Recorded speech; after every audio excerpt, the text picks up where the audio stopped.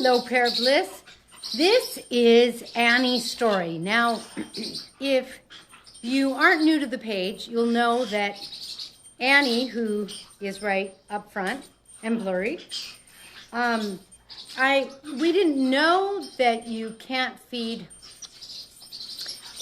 seeds to the parents. So when she was a baby, we had fed seeds to her parents, and they had impacted her crop with seeds. So when she was just a few days old and only 5 grams, I had to take her out of her nesting box and take over feeding her. So she's like my little miracle baby. And then I kept her to help raise the next flock. So she is just super friendly with me. Now, Chickaraff back there is from either her clutch or the next clutch. Actually, I don't think they're related, but basically, like, they kind of grew up together. And they had been in a big cage with several other parrotlets. Well, at one point, Chickaraff had his toe bitten, and my daughter thought it was Annie. I don't think it was. Hello, Rebecca. So, we had separated them, but Annie just, it's like she was with 14 other parrotlets, and she just, hi, Linda, wow, what part of New Mexico? We used to live in Santa Fe. She just, doesn't find anyone to get along with, and we think it's because she's more people-oriented. When she is let out, she comes and she hangs out on me.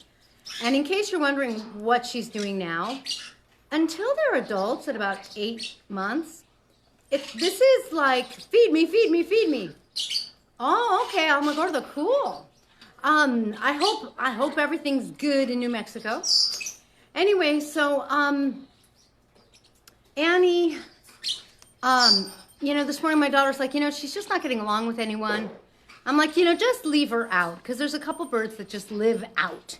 They're out all the time, like Hermione is now. And because Chickaraff had been bitten, I had put him in the nursery with the 3 babies, which was fine, but he wasn't bonding. And, one little baby was asking him to be fed, and he did, which was very sweet.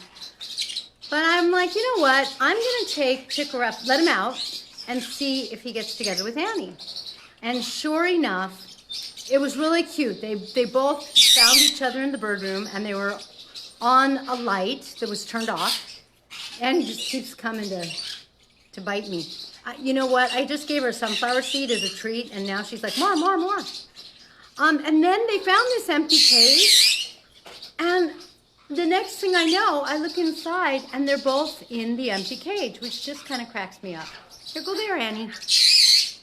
So, the door has been opened, and I'm like, okay, I guess we got to put some water in. They have some enrichment. The wood perches are like real wood perches. In other words, they're, wood from when trees got cut down kind of thing.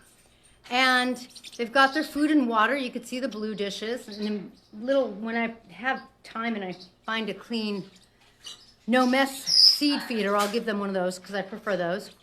But it's just kind of so sweet. I love that they're sort of like 2 misfits and they're fitting together. So they're just doing really great. And I just think, I'm just tickled pink.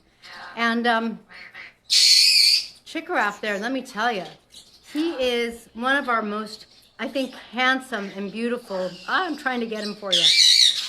Oh, the lighting's not very good. He's just one of our most handsome boys. I wish I could get him to turn around. Anyway, I just, it really touches my heart when the parrots are good to each other, they're sweet to each other, they're nice to each other. And it also really touches my heart that they kind of have found each other and, now they both have a place they belong and a place where they're really, there's someone, it's like their own little flock.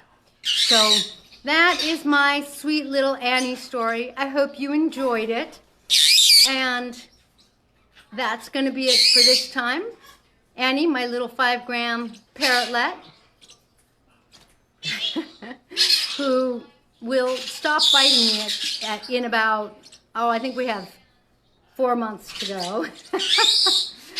All right, I hope you're having a wonderful Sunday. There you go. And we'll see you next time.